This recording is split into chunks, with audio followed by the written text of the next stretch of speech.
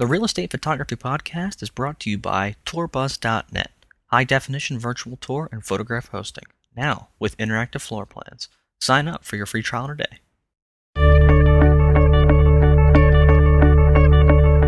Hello and welcome to the Real Estate Photography Podcast with Mike Mariello. I am here with Thomas Gruba, a real estate photographer from Oakland, California. Hello, Mike. How's it going? Good. Very good. Nice sunny day here in California. Nice sunny day. It's a little chilly here today. It was in the 90s here in Virginia for 2 days in a row. But anyway, that's neither here nor there. What we want to talk about is contract writing and negotiating. So can you tell us about your experience with your current state of affairs with contracts, and I'll talk about mine, and we'll just go from there. Yeah, sure.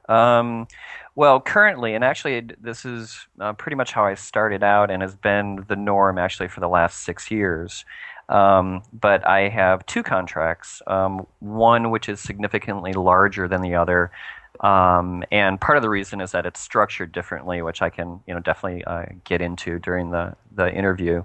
So I have one with Pacific Union Real Estate Agency here in California, and that is a compulsory photo program, meaning that the agents are required to have their properties professionally photographed. Which is kind of an interesting twist to things. Most, agencies don't require that. The other one is with Empire Realty, and that is more like I'm the preferred provider there. I mean, I have a contract to fulfill it, but the agents aren't required to use me unless they want to. So that presents different challenges than the PAC Union contract. More from, how do I get my name out and have people actually use me, where the PAC Union contract is more of, well, how do I handle the volume of work and get people the services that they need. Okay. Yeah, in my experience, I do a lot of shooting for Klein May Realty, which used to be ERA Klein May Realty, and that's actually kind of an interesting story as to why there's a contract in the first place. And Thomas, both you and I, before we hit record here, we were talking about the fact, and this is going to be underscored throughout the whole thing, is that contracts are not usual. Would you agree? No, I think they're very rare, actually, and I think it's shall we say, an aligning of the planets in a way that actually gets them to happen. And I think we should talk more about our experiences and why we think they do happen or they don't happen. But you're right; they're not the usual course. I don't know many people that actually do contract work like you and I do. Exactly. And what had happened for me anyway, for my own personal experience, is that I said that it was ERA Klein May was because that a few years ago the agency dropped the ERA franchise, and because they didn't have to pay that franchise fee anymore, they reinvested it into a new pool, which gave them the freedom and availability to market their services in a different and more effective way to their community. And here's where the planets aligned for me anyway, which was, they obviously they dropped the ERA. That had nothing to do with me. Then they started reinvesting their money. Had nothing to do with me. Then somebody got a hold of my materials, and it got put into the general manager's hands. Had nothing to do with me. Once again, you catching a trend here? And then when I had a meeting with the general manager, we were talking about volume pricing, and then somewhere along the conversation, I was confused, and I said, "Well, how many? Do you mean this many?" He said, "How about all of them?" And it hit me. I was like, "Oh, okay." And then we started to negotiate a contract, and then this is where a podcast and an article like Larry's would come Right. in handy.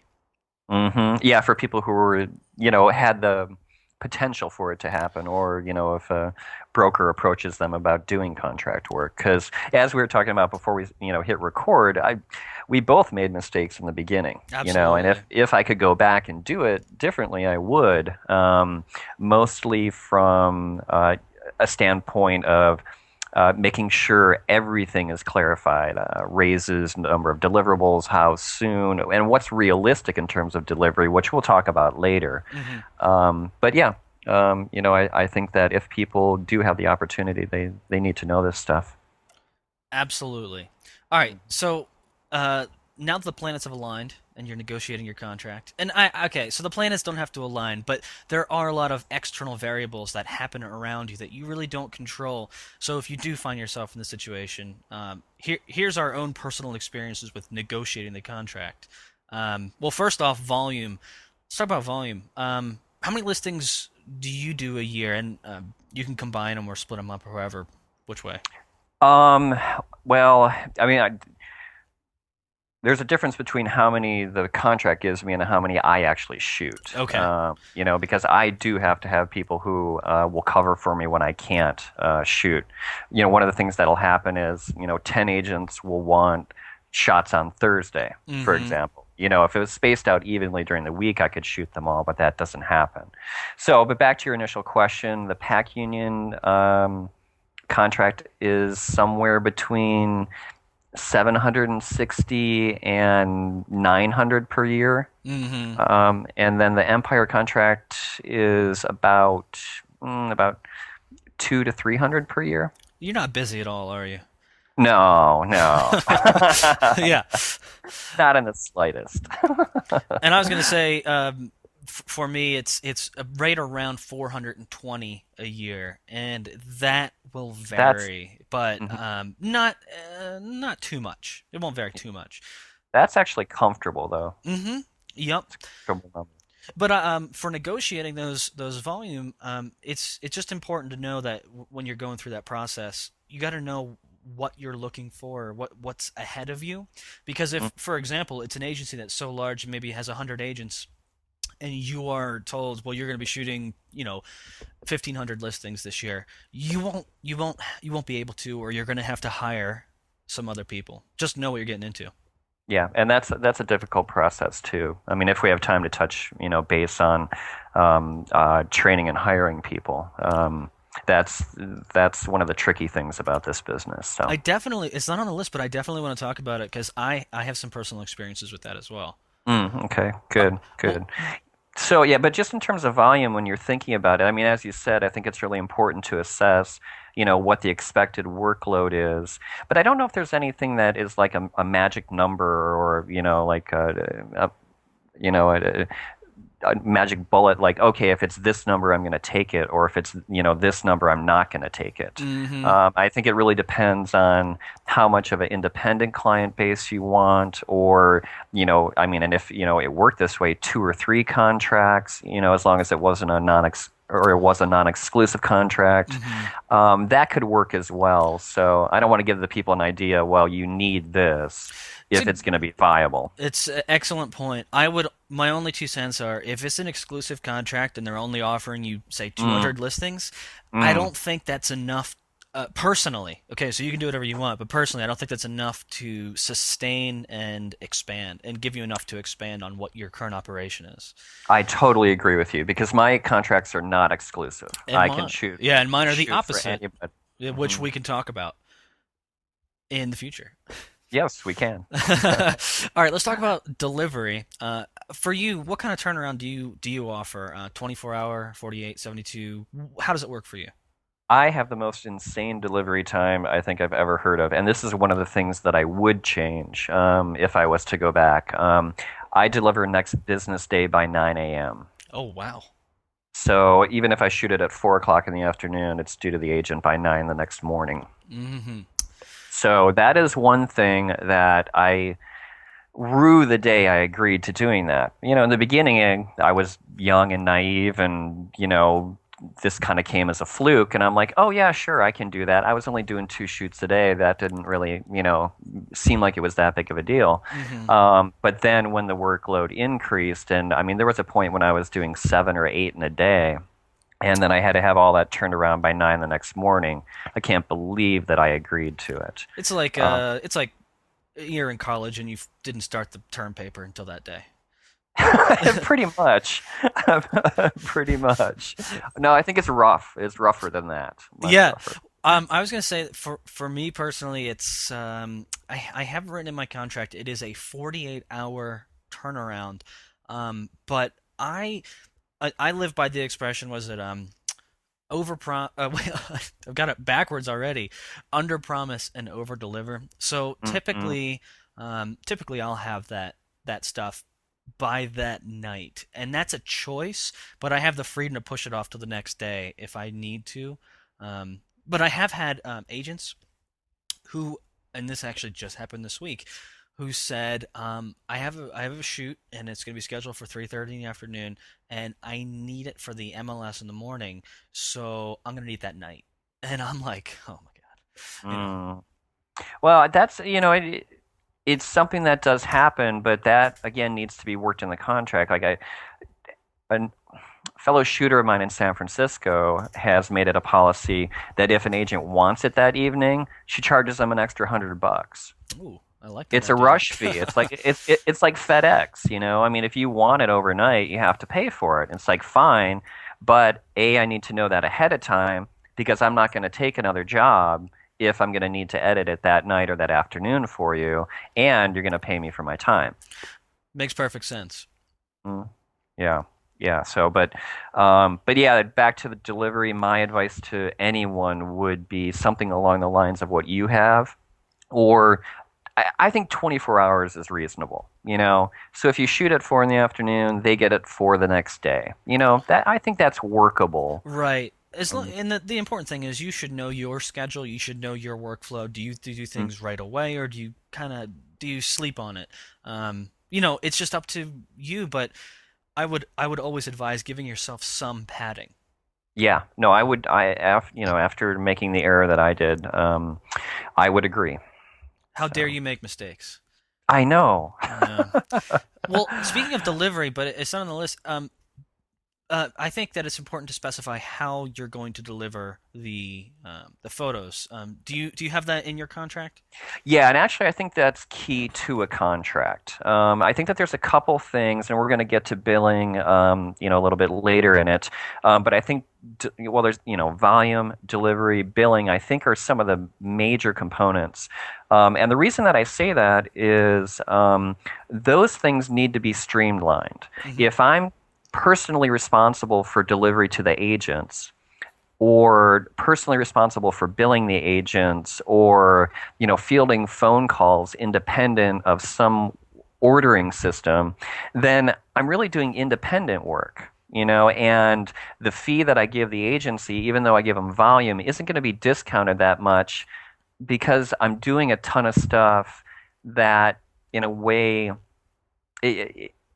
again, it's just added time. Hmm. So the way that I have it structured is both of the agencies that I worked for, I pulled in a friend of mine who set up something called a market space where they're able to put in photo orders, put in sign orders, order flyers, download images for MLS, upload it to the MLS off of that. It's kind of like one-stop shopping for the realtors. That's nifty. Yeah, it's great. It's a great system. And so what I do for all my jobs is I log into the server and just download it directly to their server. And then they take care of it from that point. So I don't, in another benefit of the contract, I don't touch flyers. I don't resize for MLS. I shoot and upload one size and they take it from there. Mine's sort of similar in the sense that I do my own server thing, which is the Pogo plug. Mm, It's the silliest name ever, but it's an awesome product. I've done a podcast on it. Um, I upload two different sizes, the yeah. full res and the one scaled down for the MLS. But after Uh, they're out of my hands, they're out of my hands. yes. Literally, Mm, they're the agent's responsibility, because my agency anyway, they have marketing people. They have people that work with the MLS system. They have a different person who works on flyers and other mhm. newspaper and whatever real estate book ads. I don't deal with that, and if I honestly think I would be so bogged down if someone were constantly asking me, "Can you send me this file? Can you send me this file?" I'd rather just give them access to the file. Yeah, no, I think it's real important, because again, when you get into higher volume and higher volume of shooting, I mean, on a really busy day, I have time to shoot, edit, hopefully eat and sleep. Right. You know, if I'm there, usually eating while I'm editing. That's me technically how it too, works. me Yeah. too. Yeah, so if there's other things involved in it, it can be very, very difficult, if not impossible, to maintain the workload. So and similarly with my contracts, they have marketing departments too that take care of all that stuff. Hey, they So pay I think someone to that's do it, so yep. let them do And, their job.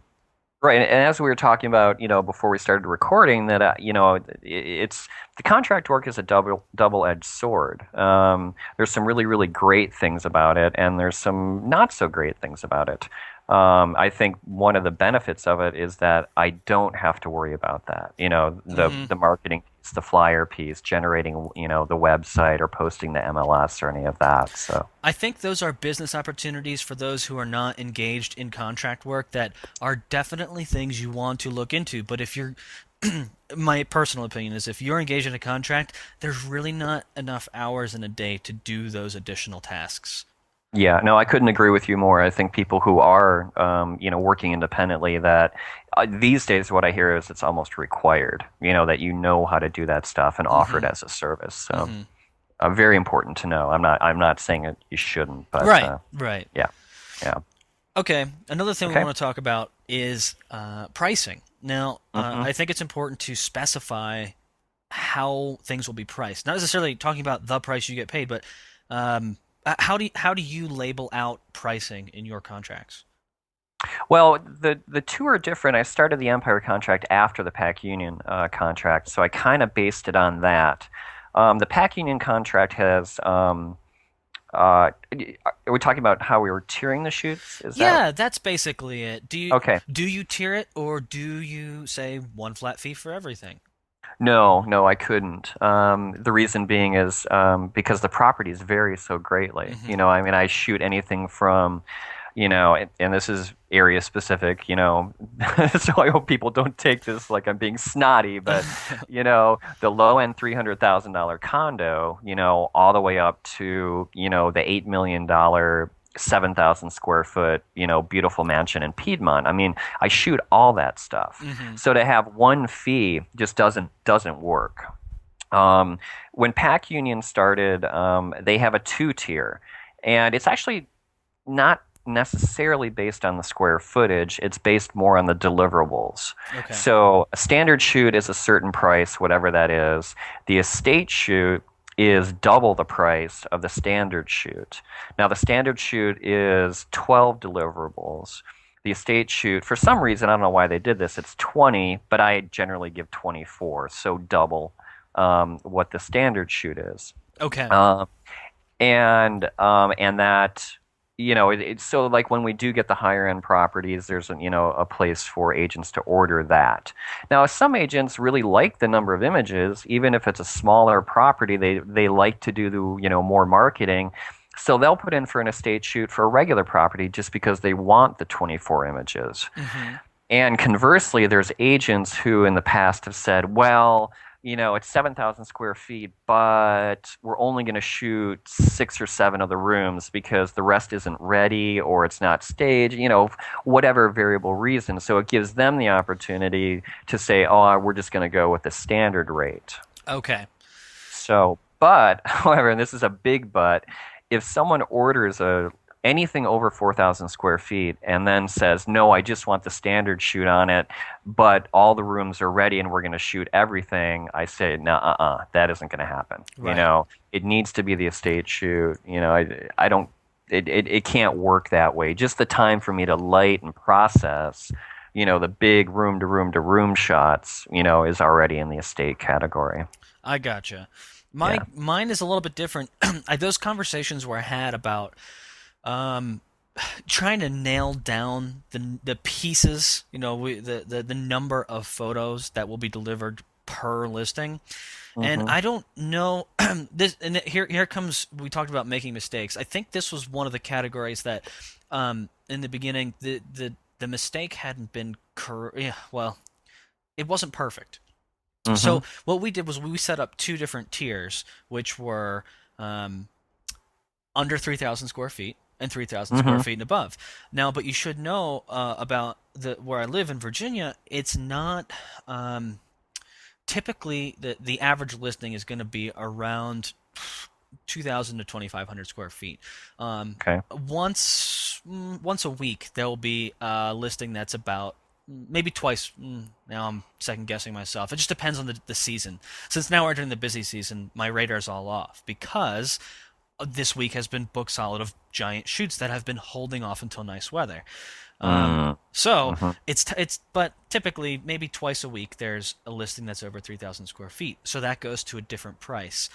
It in fact the contract doesn't say anything tangible about the number of photos.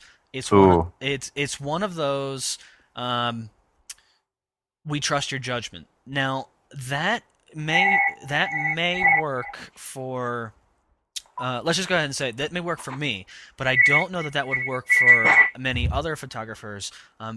J- just because I'm interested in repeat business, but I think there Hmm. are some others that may cut corners and say, well, my feet aren't held to the picture fire. You know, the number of pictures I need to. You know what I mean?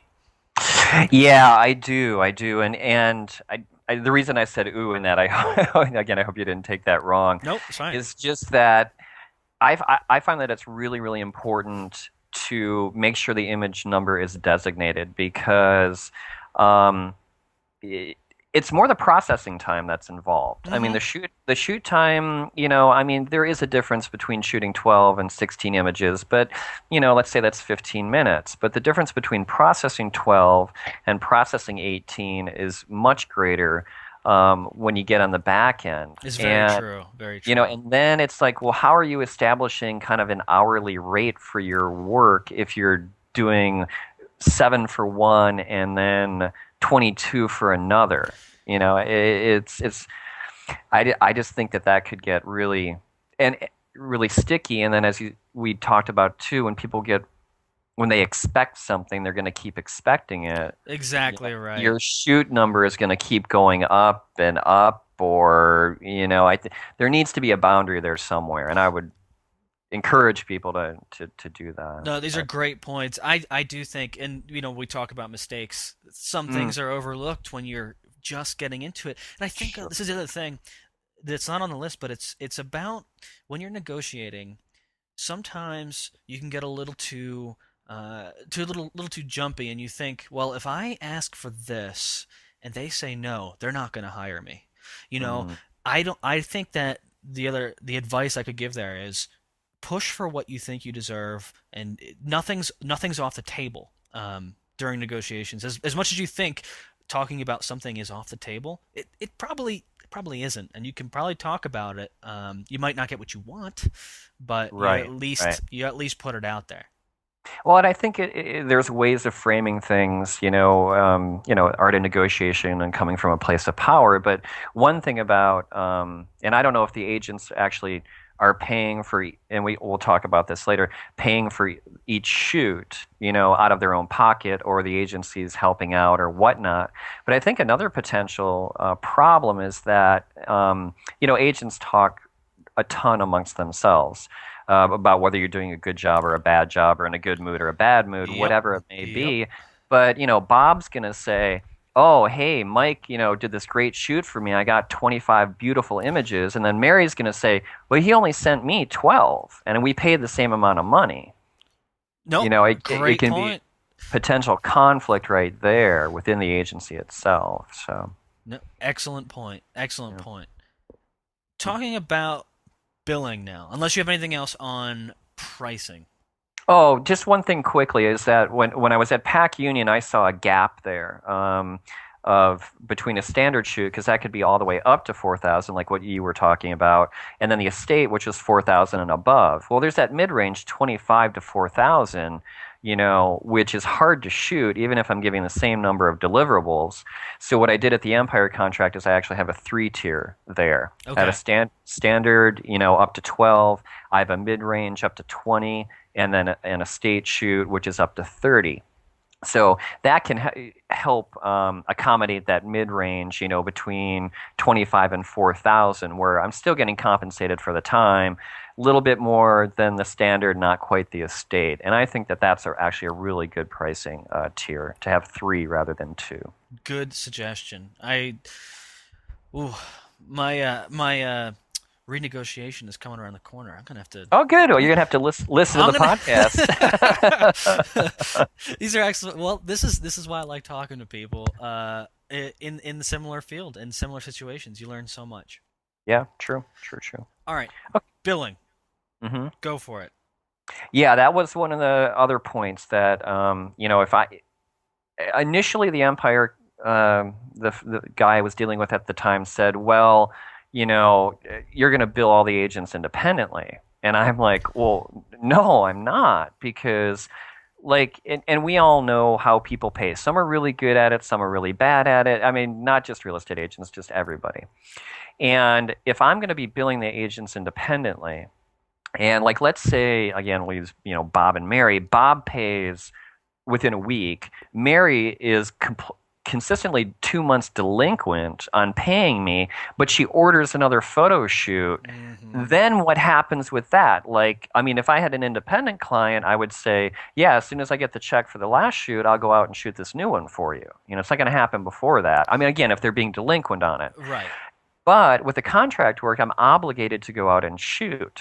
And I said, you know what? Look, that's not going to be a good system for anybody. It's going to create a ton of work on my end, and you guys have the marketing department in place already. So how about this? I'll submit an invoice to you guys at the end of the month for everything that I've shot for that month, and then you guys cut me a check for the entire amount and then just recoup from the agents because they're going to pay you and listen to you much more than they're going to pay and listen to me. And it worked. And that's how I do it with both of my contracts. With Pac Union, they told me how to do it. They said, bill us at the end of the month. Well, actually, they had another crazy system in the beginning, which was, okay, what we're going to do is give you a retainer for X number of dollars. When that retainer wears down, send in another statement and we'll send you another retainer. That quickly failed. Mm. I mean, it was like, I can't see that. Yeah. that was so bad. Don't ever try that one. That's a word of advice. So, like anything, when you're billing at the end of a month, the first 2 months you're not going to make anything, but then it's consistent after that.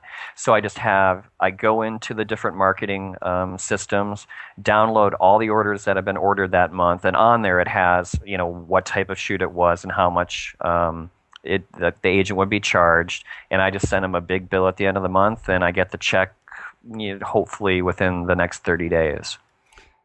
And I would say my experiences are nearly identical. Mm, Well, let's not the lead in there. I didn't. mm, That was not suggested that I would be billing individual agents because there is because there's no franchise, and they decided, that they wanted to do that sort of thing themselves. The agents still pay a smaller fee, from what I understand, that goes into a committee fund, and that mhm. committee, I bill that committee. Every 2 weeks, they said, well, you could do it every month or every 2 weeks. It makes no. They said you could do it every day. I'm like, that's insane. Um, Yeah. but every 2 weeks, I'll submit a bill to their committee, and literally the same day I'll get a check. Um, Oh, that's great. I know it's very very nice, the way they function. I think that has more to do with the person that I'm actually sending the bill, because I can easily see another person. If there were a different person in that position, they'd say, "We'll mail it to you within the next week or two." Right. That's just how that person operates. They like to get things Hmm. done immediately. But basically, um, very very similar situation.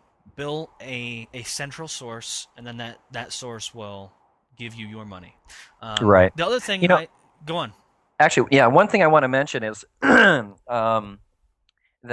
I just want to make it clear that the justification for having a streamlined upload system, a streamlined ordering system, billing system, is that we're giving them a discount for our services. We're Yes. not giving them a discount just for the volume of work that they're giving us. We need to know what we're getting back by giving them that discount, or it's not really a contract. I mean, the volume is great, but if you have all these add-ons that you need to do, then again, it's not really a contract, and it's not really worth reducing your rates because you're still going to work as hard even with the volume.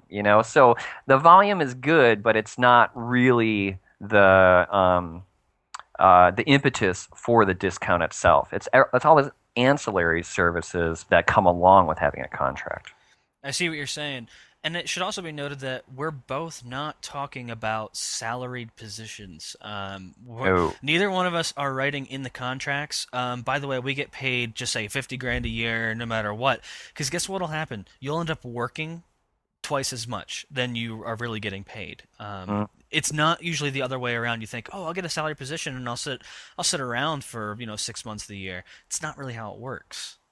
yeah, no, it's not. And on top of it, one thing that's really important to think about is if you are thinking about being a salaried photographer, i.e., employee of that company, you need to know that at that point they own the copyright to your images. Great point. I was also going to say they're going to expect you in that office, even if you're not on a shoot, because you're now a paid employee. Right. Let me rephrase that. There are going to be different expectations because you work for them. You don't just work for them when they need you. You actually are fulfilling hours for them at that point. It's true. It's true. And but again, that it's important if you want to retain, the copyright to your work. I'm not saying, you shouldn't do it. And I know some people, John Herbst in Chicago, has a position with a company shooting all of their commercial work. And you can use it for personal stuff, like posting it on Flickr to get feedback, but you don't own the images. Exactly. They're Exactly. not yours. So important. But I think there is a a benefit to a 9 to 5. Again, 14-hour days gets old after a while, which we'll get to. We should talk about burnout at the end. Yes. we That's should big we should time. definitely. That's on the list. Hmm. Oh gosh, burnout this week has been insane. It has, hasn't it? Yeah. It's right now. It's Friday at 10 of 6 for me, and I couldn't be happier. Hey, this is interesting. Do you schedule shoots on the weekend? Okay. Tough question. Typically, no. The offer is. Let's put it this way. This is a great example. I was away. In Long Island. Sorry if anyone's from Long Island, it's a little harsh there, but I was in Long Island visiting family this over Easter weekend, and I wasn't there. I wasn't available for shooting on a Friday or a Monday. So when I did let everybody know that, I said, "Guess what? I'll work on Saturday if you need me to." And there Mm, were a number of people who took me up on that. So right. if there's ever a bump in schedules, then I'm willing to compromise. But for the most part, just they do understand that I'm a human being and I do like my weekends. So Mm-hmm. you Yeah. No, I don't. okay? Yeah, and same thing. If you, I think part of the conversation we're having is that whatever you put out in the beginning is going to be expected. Yes, That's why it's really, really important to be clear about everything that's happening. And again, both of us being human, we made these mistakes that we look back and go, God, why did I ever? If I had right. only. And I think the weekend thing would be one of those because real estate agents, have told me, well, why don't you work on the weekends?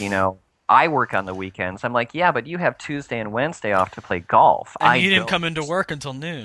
Exactly, Yeah, exactly. So there needs to be, not only business boundaries that are within this, but also personal boundaries. And, people will need the weekend to recoup. As soon as you say, yeah, sure, I can shoot on a weekend, it's going to be expected, and you're going to find yourself, working 7 days a week. And that's just not healthy. very good points again. And I think it's all just like you said. It's all about setting the tone up front. So Mm, people do know that if I compromise my own schedule by going away at the end of the week and coming back late early in the week, they understand that I'm going to offer that Saturday shoot. But they're not there. There isn't this expectation. For example, when an agent calls on a Friday, they don't say let's schedule for tomorrow. They do say let's schedule for Monday or Tuesday, and I go okay, that's fine. Which is very comforting knowing that they're not. The expectation is not you work every single day that I choose to work. yeah, yeah, yeah. Very important. So good.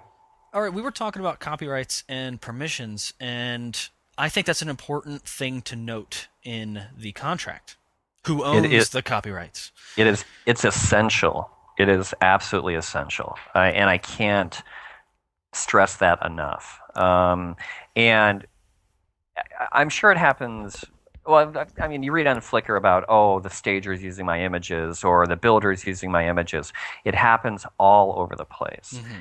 And if that isn't, set in writing from the beginning and and clearly, compassionately and precisely explained to not only the marketing folks or the CEO of the company, but to the agents themselves, it's not going to be understood. It's a very vague concept in the general world. And your images are going to end up all over the place. They're going to go to the stagers, they're going to go to the builders, they're going to go to the homeowners, and then the homeowner is going to fire that agent and then reuse them with the new agent. There's no recourse either n- if it's not stated. Well, let's not say this. well, I'm just not saying there's actually less of a. that's not true because the copyright always defaults if it's not put in there that you're giving it away. Very It's true. Very it's true. more from a clarity standpoint that people know what they're getting and they know what the business of photography is and is about.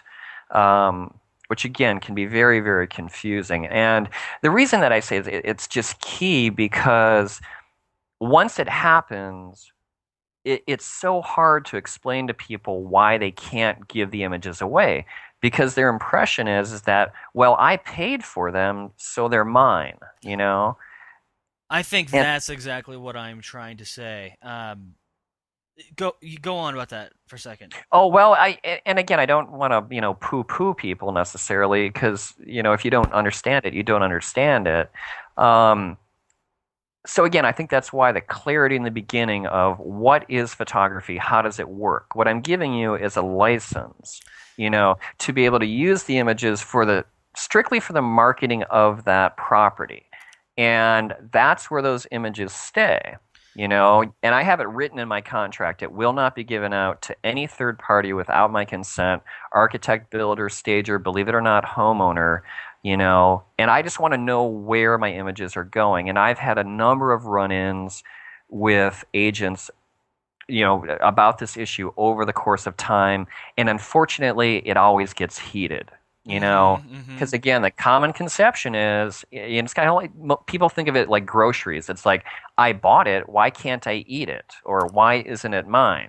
And they just, they don't get licensing.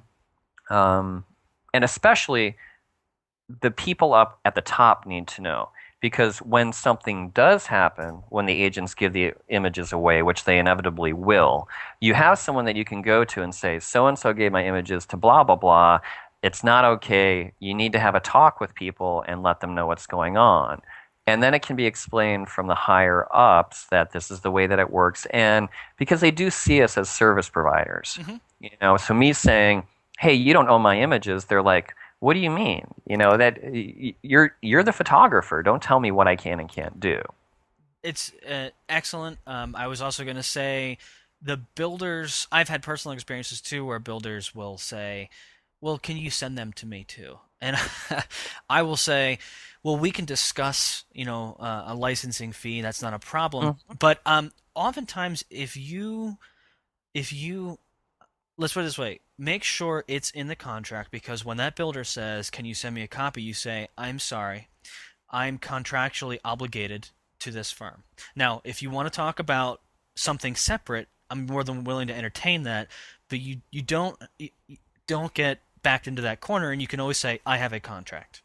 Mm. You know, Mm-hmm. and I actually had a builder just 2 weeks ago who said, "Can I have a copy?" I said, "Well, we could talk about that." And they didn't say this, but I got this sense that they were thinking, "But you already took the pictures." Yeah, that's another common misconception. That's what I'm battling with. It's but you already did the job. Why can't you just send them to me? And of course, the person did not say this. It was the sense of that. But Mm-hmm. Mm-hmm. I felt as if I should respond to that before the person ever said it. So it's important to say it's in a contract for this specific use. Now, if we'd like to talk about it for other uses, let's do that. Yeah. Separate Yeah. conversation. Yeah, licensing is in all photography, it's a very tricky issue, and unless you're working with professionals that understand, intellectual or creative copyright, it's a difficult concept to get across. Because as you said, people are like, "Well, you already did it. I mean, what's the big deal? Why don't you just give them to me?" It's like, no, that's not the way that it works. Right. It's like software. It's like everyone who wants to use it, needs to have a licensing fee. Right. So And again, I think it's really, really important to be very specific and clear about what you are giving them, what rights you are giving them for image usage or not. yeah, exactly. And back to that recourse thing, I think what I'm trying to say is I don't think we all understand the hassle of filing a lawsuit against another party, first of all. And the second of all is the no recourse thing. It's kind of like setting the tone with your agents as to what days you work on the weekend, if you work on the Exact. weekend. Because if you set the tone by this builder's using your stuff and this person's using your stuff and you never did anything about it, you can't work backwards. It's not. Mm-mm. It's not as you got to set that up front. Right, right. Yeah, it's true.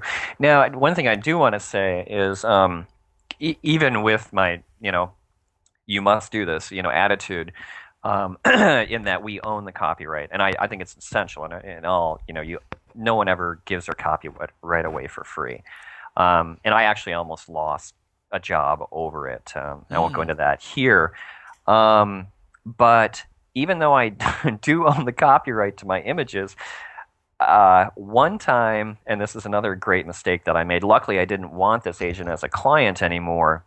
Nutshell, I shot for her.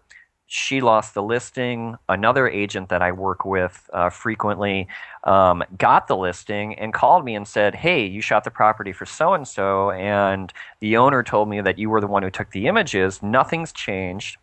Staging hasn't changed. Nothing. Can I buy them from you to use for the new listing?" I'm like, "Yeah, sure. I own the copyright. I can do whatever I want." So I sold it to the new agent. Bad idea. Really bad idea. I mean, again, I didn't want the old agent as a client anymore, but what I learned from it is that it's really, even though we have the ability to use the images any way we want, we need to be considerate of the clientele that we're working with. And if we do resell it to a new agent, do we want to burn bridges with that old agent? Because it will definitely burn that bridge. Excellent point. Yeah. So what I have now is it's a 2 year that even though you have unlimited usage and even though I own the copyright, I will not resell those images to anyone in the field for 2 years from the shoot date. And the field means Another, competing real another, estate agents, exactly, not exactly. builders. No, I can sell it to the builder if I want to. I can sell it to the architect if I want to. Of course, I'll let the agent know that I'm doing that, but it's a non-competitive arrangement. Right. The builder isn't going to cut them out of any business by using the images. And heck, it may even be more flattering because the builder puts it in a national magazine Mm-hmm. and people know that that was the real estate agent. So it's actually a win-win for folks when do, relicensing of your photos in a way. But only a non-competitive area, never in the same area. Now, of course, I can use it for any and all of my marketing purposes immediately after I take it. And I mean, essentially, that's what we do when we post on Flickr. Mm-hmm. It's our own marketing and getting our name out there. So that should be understood that the images will be seen, by other professionals too. Yeah. Well, that must have been a sticky situation. I'm glad I didn't have to go through it. I'm glad your experiences will help us all learn. Yes, yes, don't do it. Yeah, that was an interesting conversation on the phone. I think I got every name in the book thrown at me, which Uh, doesn't really sit very well with me. But yeah, that was fun. I think that'll happen to every one of us sometime in life. It may not be the same situation, but it's bound to happen. Yes, All I'm right, sure. let's talk about Okay. raises. Oh, exclusivity? Oh, yeah, exclusivity. Sorry, I skipped one.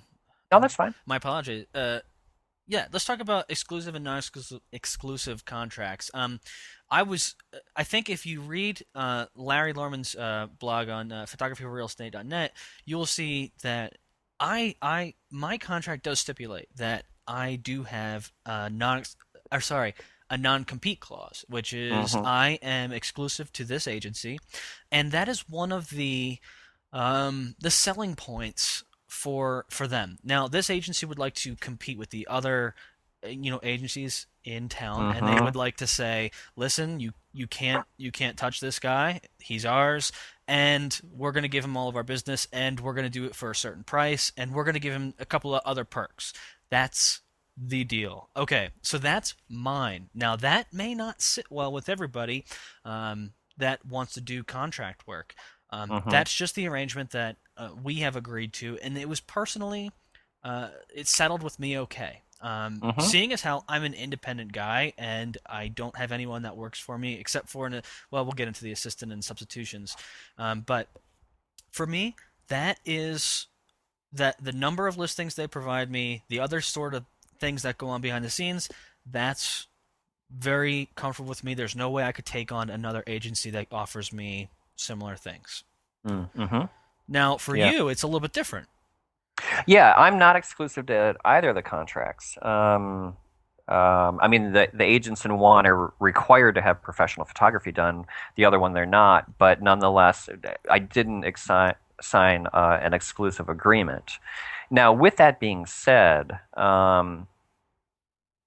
with Pac Union, it's understood that I won't compete with other with them by shooting for other agencies. Aha. So even though I'm not exclusive, if I did decide to do that, I have the potential of losing my job. And so and and I think that you bring up a really good point, and I don't know if I'm jumping the gun here, but I definitely want to touch on it. Is kind of like what are the advantages of having a contract photographer for the agency, not just for us. And Yes. this helps in the negotiation process if people are thinking about doing it. Is well, I'll tell two stories. The other day, again, I was overworked and I was running through the job and and an agent that I like quite a bit, she came up to me and she said, "You know what? You always do such an amazing job, and you are like the linchpin to my listing presentations. I go in there and I hand them the flyers and I say, I use a professional photographer for every job that comes my way. And here he is, and he's stable and he's consistent, and look at his great work." And she said, "I get tons of listings because of you." And I'm like, okay, now that's really good to hear. That makes me feel really, really good. Yeah. So the benefit to the agency, not just the individual agents, is that that professional look carries over into the entire company. Because the Mm-hmm. other day I shot for a new agent that just came to Pac Union, and I don't know what we were talking about, but he's like, "Yeah, I could always tell the Pac Union listings because the photos were always amazing. We didn't know who was doing it or how they did it, but every listing looked fantastic." I'm like, "Great," and so it is a definite advantage to the agencies to have a professional photographer. It's not, just good for us as a. Right. They have incentives as well. And I was also going to say, that is one of the. See, I'm not an agent. I don't claim to be. I do listen to a lot of them speak. They tell Mhm. me lots of things, and they do tell me. Even competing agents will say, almost the exact same thing you were saying is they know when it's a Klein May listing. They don't Mm. even have to look at the words at the label because when the new listing gets, the blast in the morning every morning, they Right. know which ones came from where. I think it's a Hmm. very reassuring thing, not for me, but for the agency to know that there is a really consistent flow and appearance for their firm. The other thing I was going to say is I know I was informed by the agency that I work for. Another thing they were interested in for incentives anyway is using this as a recruitment tool. It Mm. is something that I think we should know. Sorry, we as real estate photographers should know that real estate agencies are always looking for more agents because the more agents, the Hmm. more sales, the more money. that comes and flows, which can be reinvested and help it grow, just like any other business. Hmm. So when just like that homeowner, right? The Hmm. real estate agent who's making a pitch to the homeowner who says, I use a photographer, a professional photographer for everyone, they're going to say, sign me up. And the same thing happens with agents when they're shopping. Someone's going Yeah. to become an agent and they're shopping around at maybe there's 4 agencies in the local area and they say, what can you offer me? That the other ones can't. And they say, well, guess what? You don't have to take pictures. We're going to get you a professional photographer for listing. They're going to say, I'm going with these guys. Yeah, I've heard that story a number of times too. Hmm. Of, oh my God, we're so glad you're around because I used to have to do it myself and I hated it. Exactly. So the incentives go both way. Uh, For us and for the agency. So contract positions, um, it's very much a two-way street. yeah, yeah, and I think that that's important. In terms of the negotiation process, that if someone is in the position, they have the foresight to say, well, I'm going to help you build a, dynamite corporate image. You know, you're helping me, and I'm going to help you too. So I think Right. that's really good going in rather than us thinking as real estate photographers, oh God, I'm the one that is only benefiting from this relationship. It really isn't the truth. Exactly. Yeah. Exactly. Yeah. And I was also And gonna. Oh yeah, go first. oh, You go I just first. I just wanted to say finish up our initial point of, so even though I'm not exclusive with the Pac Union contract, I'm a huge marketing edge for them. Yeah. And I'm seen as a marketing edge, within the agency. So if I was to go out and pick up other agency contracts, I wouldn't be a marketing edge anymore. And again, that would be that. So So this is a passive exclusive contract. Is that yeah, is that safe to say? that's safe to say. The thing is that they give me more and more than enough work. So it's not like I'm out there beating down doors, to get more work. So it's fine with me. You know, Gotcha. if they only gave me 100 listings a year and wanted that, I would really question it. Mm-hmm. So I think that goes back to initially we were talking about volume. If you're going to have an exclusive contract, well, then you really do need to take a look at the numbers and say, well, is that a viable amount, and a viable price for me to make a living if I am going to give away, other potential work? Mm-hmm. Or, if I'm going to be non-exclusive, well, maybe, and I don't know many people that have it, but well, maybe 2 or 3 contracts, might work because one's going to give me 100, one's going to give me 200, and one's going to give me 250, something along those lines. But but yeah, if you're going to be exclusive, really, like what you did, Mike, you made sure it was going to work for you in the long run. Right, and yeah, that's what I was gonna say. It's a personal preference, and let's keep in mind there are so many external variables that influence these sorts of things that sometimes you might be told, by the way, we only want an exclusive contract, and you're gonna have to decide if that's right for you or not. That's it's all up to you. Hmm. Yep. All right, let's talk about Okay. raises. Yes. Another mistake. I've been human twice in this interview. Oh my God. Oh boy. I know. Yeah, it needs to be worked in. Renegotiating year after year is really, really hard. And I found out the hard way. So I'm pretty well locked into a price that is not exactly where I want to be. Mm, So I think, and I wrote that in Larry's article too, that I think it's important in the beginning to work out something that's fair and reasonable to both parties, both the agency and to you, so you're not trying to break the bank or anything along those lines. Throw it out there 5% per year, something along those lines, or what I did was cost of living adjustment plus 3%. That way, the cola is always going up and down every year depending upon where the economy is and stuff like that. mm-hmm. So, Mm-hmm. it's a little bit more variable, like a percentage rate, so that in worse off times, kind of like right now, the agency doesn't feel like you're screwing them, because you're basing it on an actual, number that's out there with the economy. But I think about 5 or 6% per year is reasonable as well. I think so too, and I think that if you look at and I think if you were looking for a sales um, a way to kind of phrase it in a friendly way, conversational tone, you would say that just like any other job, you would continue to be paid more as your experience grew with the firm. You wouldn't, for example, you wouldn't just if there had been no raise, you still would have been getting paid what you were 5 years ago. There's all sorts of different things that can be said, but it is important to kind of discuss it up front. Yeah, it really, again, like other things, should be worked in, and should be in the written contract. Yeah, again, to go back and change things after the fact is so hard to do. I mean, another point I want to bring up too is that, well, we're photographers, and unlike other businesses, we're continually upgrading equipment and buying new flashes and buying new computer programs and learning out how to Buying iPads. Yeah, well, you are. I know. Oh Exactly. gosh. A business necessity for sure. Absolutely. Uh, I'm still on my cell phone. Uh, but there's a lot of associated costs with photography. So I mean, kind of the way to look at it, and I don't exactly know how you would pitch this to the person, but it's like, well, 5 years down the line, do you still want me to be shooting with my D1H with an SB24 on camera? No, you don't. You want me to be growing, you want me to be upgrading my equipment because you want the highest quality product.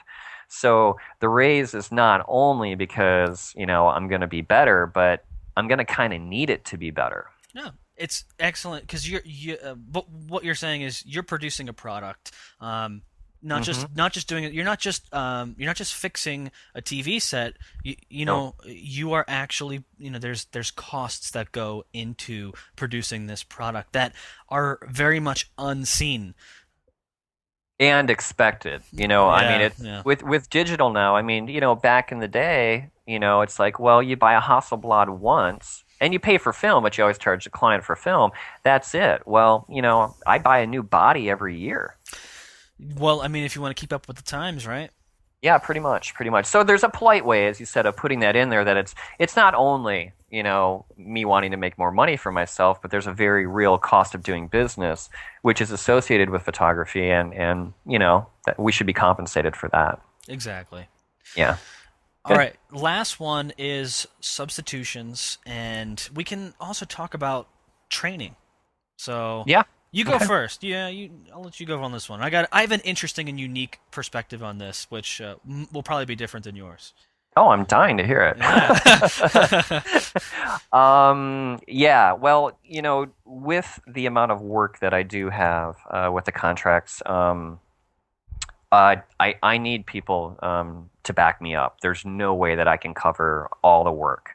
Now, you look at, whatever the number I threw out, like let's just say 800 per year, and then I'm not even going to do the math on this, but and then you divide it by 5 days a week, 52 weeks a year, or let's say 50 if you're going to give yourself a vacation, and Hmm. you come up with X number, whatever that may be, and you may look at it and it's like 15 or something like that, or it's 18, and you think, oh yeah, 18 jobs a week, I can totally do that, there's no problem, I can totally do that. Well, the problem is when 10 of those agents order shoots on Thursday, and because everyone wants it for Thursday because the staging's going to be done, and then they need it back on Friday morning for their flyers for the Sunday open house. Hmm. What are you going to do in that case? You're not going to pick up 8 jobs in a day. Um, so for me, it's really, really important to have someone, and that this situation happens every week for me. So over the course of time, I've used a number of people. Some have worked out better than others have. Um, but making sure that there's someone that's there, that because part of my job, if I'm going to accept an agency contract, is making sure the agents get those images. That's what I'm taking on. I'm sort of guaranteeing that that will happen. And if I don't have the means to produce the goods that I said I would, well, I'm not really doing my job. Hmm. So yeah, so it's real important, and so I'm always with the people who are shooting backup for me. To be touching base with them. I mean, not only about image making and orders, but where they're at, how they're feeling about it. Are they taking on too much, not enough, and really paying attention to that, because if I get the inkling that they're, going to be going somewhere, I need to start a good 3 or 4 months ahead of time to find someone else to replace that person. And it's not easy to do by any means. It's probably one of the harder parts of my job. Is managing. Is well, yeah. Overall, I would say managing, scheduling, the orders. Being a therapist to the agents on the photo shoot. All those personal relation things. But I mean, management overall is the most time consuming. But the problem with substitutions, at least in my case, because it's happening more frequently than it might in your instance, is that they need to be shooting pretty close to my level.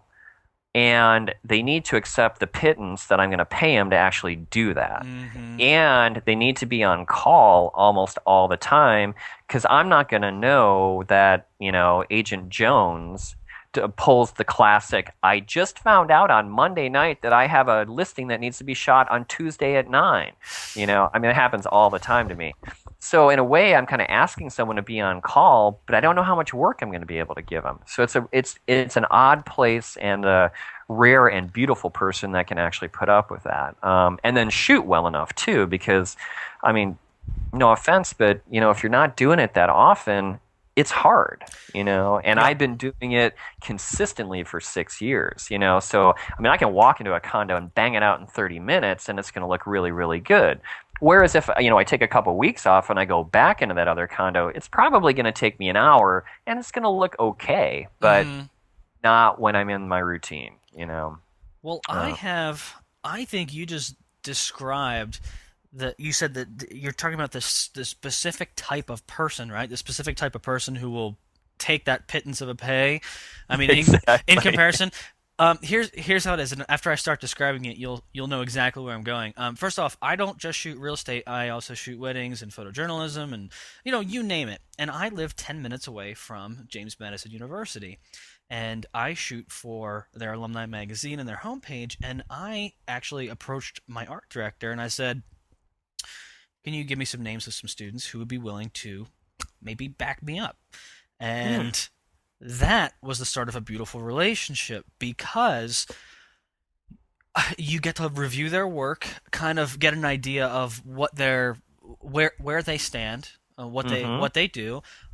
You get to sit down over coffee and talk to them and figure out what they're interested in, and then you quickly understand that they get paid, $7.50 an hour to work at the bookstore, and that you're willing to offer significantly more than that. Um, Mm-hmm. and now I realize this all sounds like exploitation, but what I'm saying is, That is what college is about, is it not? no, come on, no. I think I hear me out. I think it's a Yeah. smart business move to hire an assistant who lives right down the street from you, who will be there for 8, 9 months out of the year, and will be there when you call him, because you're going to pay him more than the college will. You also know that you can mold this student because they already have a body of work and they're eager to get out there and shoot, and you can teach them what you do. And I think that another important part of this whole thing is they will graduate and they will go away.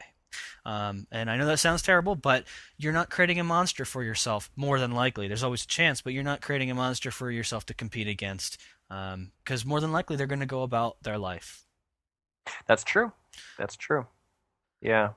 Yeah. Do you provide the equipment for them and everything? Well, typically, if a college student is interested, they usually have all their own equipment, which is Oh, okay. convenient. Now, the only thing they don't have is a wide-angle lens. So what I've done in the past is I've talked to them, and typically they're very willing to get one. And here's the thing. There's no. Here's where it gets to the fine line between exploitation and being a business person. Um, they're willing to get this because they want it for themselves. It's Mm-hmm. not like I'm convincing them that they want this position. If they didn't want it, they would not be talking to me. They would say, I'm not really interested in this, but thank you anyway. But if they're interested in photography and they're interested in doing something different, a new sort of photography, they might say, "Yeah, I'm gonna go out and spend $400 on a lens, and I'm gonna jump out in there in the field with you, and I'm gonna learn." And that honestly, that's the spirit that I'm willing to work with. Oh yeah, gung ho people are great. So, Yeah, yeah. No, I don't think it's exploitation. It's as long as they're shooting well enough, that would be my only concern. and I mean, it with is, the yeah. with the way that I'm shooting, it's like, do you know how to use, 9 SB 900s, and and they're gonna look at me like, what did you just say? So that would be my only reservation about it. But hey, if they're doing well enough and they're keeping up and making people happy. I mean, I could find a lot of people that would be willing to do it, and have found people in the past that I've given a shot at. Um, I mean, even, some of the best people that I've trained, I didn't really let them shoot for me for a good 8 months, Good little while, yeah. before I would even let them take a client. I think something that has to be realized in this sort of situation, the more I think about it, it's not here's the true exploitation. If it's an unpaid internship, that's terrible. Okay, if what I'm That would, doing is, yeah. yeah, that's what I'm saying. And then the other Uh, thing is, you have to be willing to babysit. So that whole growing period that you're just describing, 8 months, mhm. I don't have the leisure of that. I only got, I don't know, maybe a month and a half to kind of walk them through. And you're gonna have to be the type of person who's willing to deal with the growing pains, who you have to learn how to babysit a little bit and then learn how to back off as time goes on. It's not it's not for the faint of heart. You have to understand that going in, that it's not going to be a stroll in the park as soon as you take this person on. No, Unless you no, get no. really lucky. You could get really lucky, you know? I got pretty lucky last time. So, yeah, yeah. But you're right. No, it's it's difficult. It's not a walk in the park, and Right. but I mean, ultimately, yeah, you do want to, get to the point where you can just call that person and say, "I got an order for you," and they say, "Great, I'll take it," and that's really it. And then Mm-hmm. you get their invoice at the end of the month. I mean, of course, I like to have, more personal relationships, with the people working with me, so chat about life and all that sort of stuff, and Mm-hmm. um, but um, um, but yeah, yeah, eventually you want them to be independent. I mean, they're independent contractors for me, you Mm-hmm. know, and so I want their independence. And yet at the end of the day, I'm ultimately the one, responsible to, the agents and the agency and all that sort of Yeah, stuff. you're the So one with the contract, and your yeah, feet is going to be held to the fire, not theirs. If something exactly. goes wrong. That's why I make that huge percentage off of them. That This is whole ten, terrible. that whole $10 per shoot that I make off of Yeah, them. exactly, right? No, It is exactly.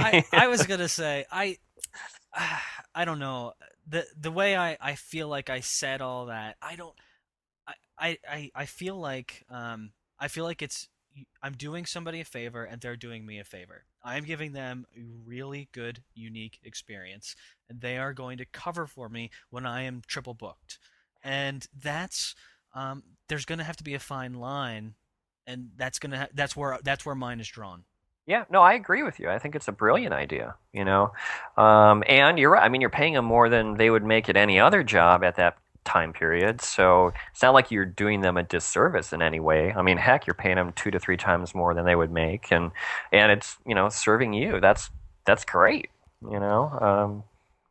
I Thank you mean, for yeah, validating me. I feel so much better. you're welcome. No, I mean, just if it works, that's the only thing. Because oftentimes I laugh, because I started so long ago, and it's a very long and quirky story. But the nutshell is that I had given up photography for like almost 10 years. I'd Mm, sold everything, and then this opportunity came along, and I'm like, and someone said, "What do you want to be a real estate photographer?" I'm like, God, I guess.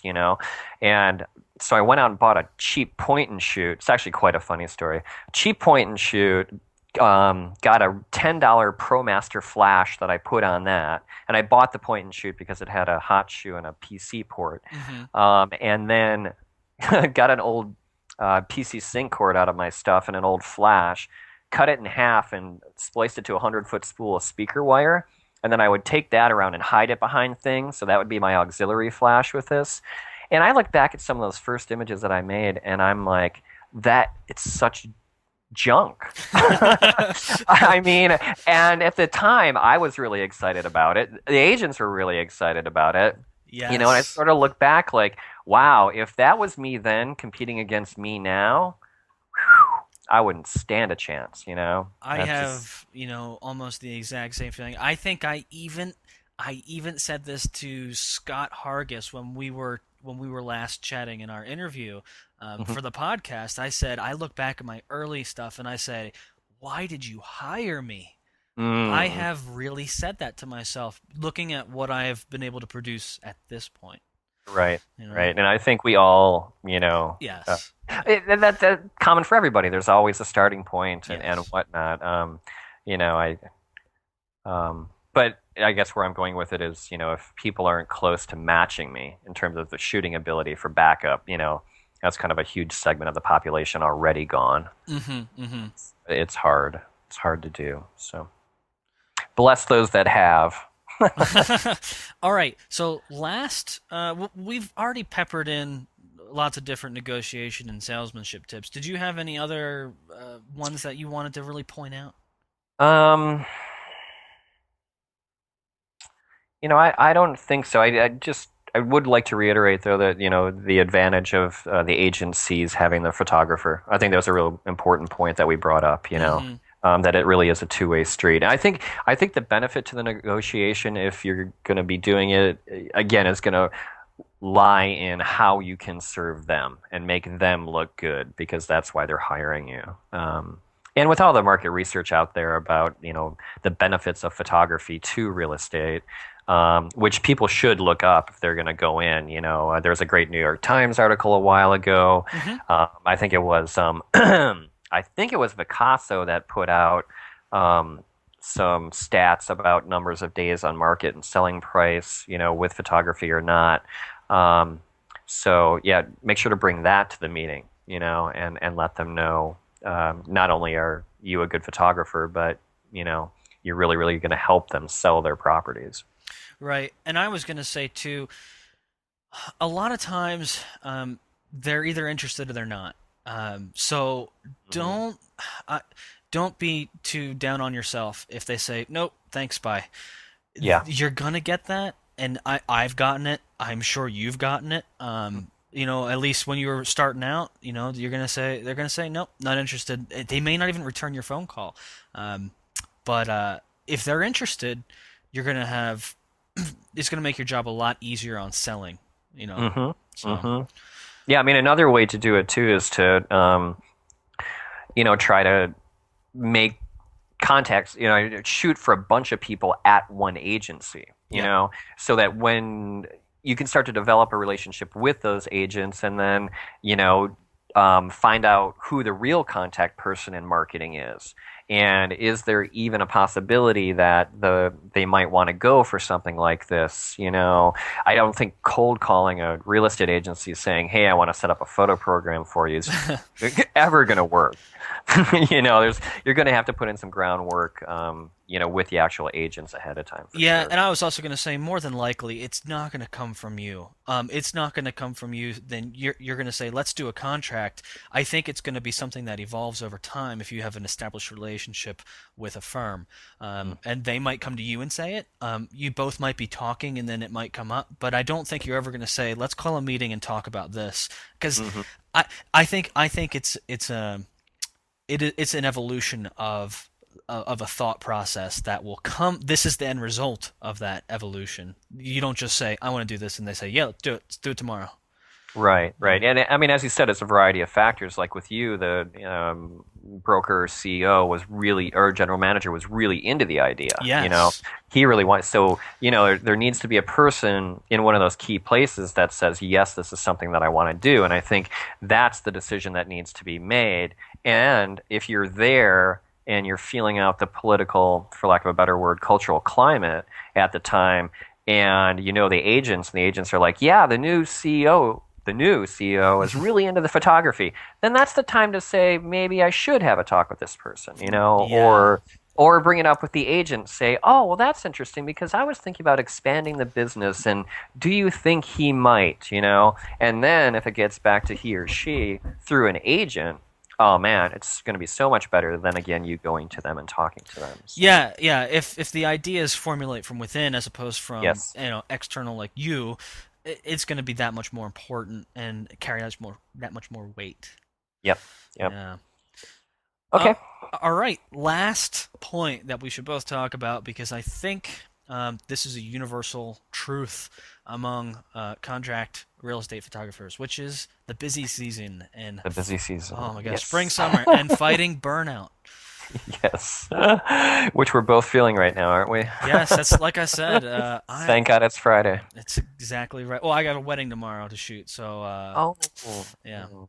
Gotcha. Yeah, it's a reality. Yeah, And it's like I just told you I have some disease, and you're like, "Oh, I'm sorry." well, I would just imagine how I would be feeling right now if I Well, had to that's get up and exactly shoot a right. wedding. Yeah. Like, oh man, no way. Yeah. But I'm horrible at weddings and they stress me out, so it'd probably be worse for me than you anyways. Uh, so yeah, burnout it's going to happen. You know, there's no doubt about it, and I think that this may be something. And I never even thought about this until right now that that's worked into the contract as well. You know that there is some sort of vacation time, just like if you were an employee of a company that says I'm going to take off 2 weeks per year, and I'll find someone to cover, but it's going to happen, or I eventually I'm not going to be around anymore because I'm just going to Right. work too much. Or if you're not don't have the number of listings, that keep you busy like me or maybe like you, well, then you can say, okay, for the first whatever couple weeks in December, I'm just going to be gone. So, during that time, I'm just not going to shoot anything. I mean, looking back historically, you guys generally only have 3 or 4 listings during that week, anyways, or Mm-hmm. so I definitely plan my vacations around the busy seasons, and also budget my money around it now too. The first year I didn't know anything about real estate, and so December came. I didn't have a whole lot of money in the bank, and there were no jobs at all, nothing. And Yeah, you gotta I be like I compare it to a squirrel. You gotta get those nuts, and you gotta bury them. You just yeah, gotta you can't see that bank account figure during the spring and the summer and say I'm gonna go out and spend a lot because it's you're not gonna survive the winter. no, exactly, See, yeah. see the squirrel thing That, works. it did. That's a very good analogy. Yeah. Very good. Which is what I did the first year. I was like, oh, wow, I'm making money. I'm going to have some fun. And then December came. I'm like, wow, this isn't really fun. Uh, but after knowing it, I know what the seasons are now. It's going to be after the Super Bowl until about the beginning of June. Then it's going to taper off until mid end of August. And then September, all I'm going to do is work, eat, and hopefully sleep. That's it. All I'm doing. I mean, September, I don't say I'm doing anything at all. Because for us here, people want to list when folks get back from summer vacation, but they Yeah. want to have it on the market before Thanksgiving. So they have to do it in September or the first week in November. So it's 2 months of listings in 1 month. And I just know. So if I don't have backup in June for some reason, you better believe June and July are trying to figure out who's going to cover my butt in September because I'm going to need it covered. Yeah, No doubt about not the best time to take a vacation. Not at all. It doesn't. For me, it doesn't work out as well. My wife's a teacher, so she has off in the summer, and she says, "Well, where do you want to go in June?" And I said, "Well, I don't want to go anywhere. I have to work." And, well, that doesn't. Well, we're getting to a whole other can of worms, but that's just how it has to work sometimes. Yeah, yeah. But I think, there are peaks and valleys, and it's important to know what those are and, how to plan your business and vacations accordingly. Like typically my vacation is in December, as I said, or beginning of January. Hmm. It's pretty sleepy around that time. And I can have, the people that work for me do backup during that portion. Um, and, but, preventing the burnout, and I have never done this, and something that I need to do is like, what's a realistic number of shoots per week for me before I go absolutely crazy? Uh, I mean, '27. yeah, well, sometimes I pull 22 or 23, Yeah. and I'm not trying to brag by that at all. It's not fun, and I'm definitely not recommending it to anyone. So, part of burnout is, knowing what you can do, trying to plan for when you can't do it. And if you are going to push yourself, really realize what your limits are and that you can only do that for a certain period of time. And I would even give myself a period of time, like I can only do the schedule for 2 weeks and then I need some time off or something along those lines. Because it's very easy as independent contractors or self-employed individuals to say, oh, well, I can't turn that job down. Mm-hmm. Oh, no, I can't turn that job down. And then 4 years later, you wake up and you're like, I can't work anymore. What do you mean um, I was gonna say for me, my limits. I agree with everything you were just saying. By the way, I couldn't agree more. You have to be able to set your limits. And I was gonna say for me, my rule of thumb anyway is I need 20 minutes. And I know it sounds silly, but I need 20 minutes mm, after. Whenever I feel like I'm getting super stressed out, I need 20 mhm. minutes of just sitting down. I need some me time. I need some peace and quiet, and then I'll go back to the computer or go back to the camera or whatever. And sometimes that 20 minutes is in the middle of the day. Doesn't seem very productive, but if I'm gonna keep my mental state Yeah. afloat, I'm gonna need that 20 minutes. So Hmm. yeah. Yeah. Well, I think, the gist of it for both of us is you need to know what you can do and you need to know your limits. And if you don't have that in mind when you go into contract work, you're probably going to end up working too hard and too much. Yeah. And over the long run, it won't be sustainable. Yeah. So you need to know that and, plan for it like you would plan anything else. Yeah. Because if you want to make it work in the long run, you need to be around and you need to, be awake. And I mean, I know sometimes my work does suffer because the day before was really, really hard. I had 5 shoots the day before, and to get all that, to people next day by 9, it's Mm-hmm. it's not a whole lot of sleep. And then I go to my next shoot, and they're, well, why are you so grumpy or this or that? Like, well, and then you get tired of saying, well, if you only knew. Uh-huh. Uh-huh. Oh, I was up again at 4 a.m. editing. People are like, didn't we hear that last week? Yeah. Like, Yeah. you don't have something else to say. And you don't want to be that guy either. No, exactly. You don't. You don't want to be that person. And and that's one thing that I've learned, and I think it's a real important consideration. Yeah, and I think Uh, that's important to note though, because you said you recognize the point where your work starts to suffer, and I was going to say I do as well, and mine typically comes by shoot number 4.5, halfway through that out of 5 or 6 during the day. And mm-hmm. I'll tell you what, I start to lose focus. I start to lose the drive and the motivation, and it is a real struggle to finish out that day. So sometimes, if I can, I will try and not schedule any more than 4 a day. But you know what? That hasn't been the case this week because it's just not possible. Right, right. Well, I think that goes back to knowing the peaks and valleys Mm-hmm. because, if you can tell yourself, like I said, okay, September, I know what September is going to be like, but I also know what it's going to be like after that. So, okay, I can do, 4 or 5 a day for this month. And then, I know that there's chill time at the end. But if you don't know that, well, it could seem overwhelming, or again, you can put yourself in a position where it's just going to very quickly lead to burnout. Mm-hmm. So, Well, yeah. do you have any final thoughts? Because I think we are well over plumb out of time. Yeah. Boy, looking at the clock, I think so too. Um, no, I think just to say, contract work is a great opportunity, and I think one of the nice things about it is that it is consistent work. That's the benefit from us, Mm-hmm. or I'm sorry, to us, is that it's consistent work. And sometimes I feel like I don't have enough time to do what I really, really want to do. So I've learned to do things in a way that gets the client, sometimes a perfectly acceptable um, product. Don't get me wrong, but what it has done in the long run is it's really honed my craft.